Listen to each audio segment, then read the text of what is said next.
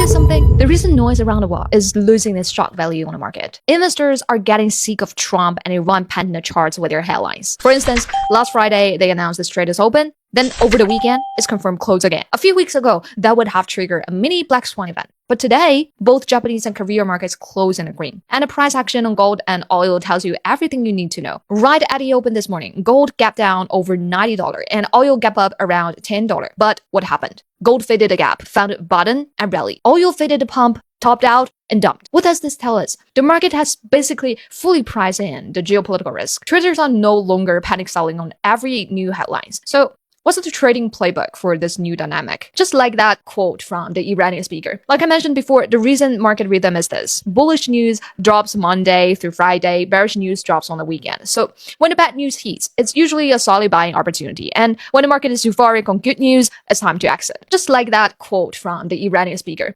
Pre-market news is a contrarian indicator. Short the good news, long the dump. So what's the macro outlook from here? Let's start with gold. The fact that gold aggressively bounced from around 4,736 today shows that the buy-side support down there is incredibly strong. But pushing further north might be tough. It needs to digest all these trap loans from last Friday first. And on the flip side, it's also very hard for gold to see a deep correction. Don't forget, April 22nd is the hard headline for the ceasefire agreement. Until then, every slight whisper could ignite safe haven flows and put a floor under gold. And plus, institutional money has quietly started accumulating. Since mid-April, the world's largest gold ETF, Speeder GLD, halted its month-long selling streak. And last Friday, we saw a massive accumulation of over 7 tons. Historically, sustaining flows into Speeder GLD front-run a gold rally by 1 to 2 weeks. That's a major short-term bullish signal for gold. Also, the USS George H.W.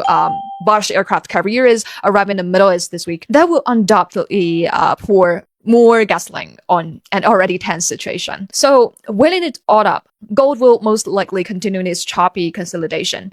Cap at the top, supported at the bottom. A breakdown, not going to happen easily. And now for oil, it's trading like a seesaw against gold. The difference is the oil futures market is loaded with insider front running. Trump and Iran are literally panning the candles every single week. Straight opens, it pumps. Straight opens, it dumps. Straight closes, it pumps. But the core macro logic remains intact. The physical supply shortage is a hard fact. Data shows that since the Iran war broke out in late February, the global market has lost over 500 million barrels of crude and condensate supply. This is the largest energy supply shock in modern history.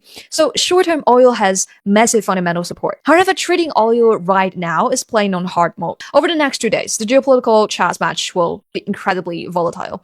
Conflicting and fake news will cause price action to whip around violently, sweeping liquidity on both sides. Our job isn't to get led by the nose by headlines. It's to see the underlying rhythm, stay patient, and wait for the real setups. As always, this is just my personal trading analysis, not financial advice. And shout out to EBC Financial Group for sponsoring the content.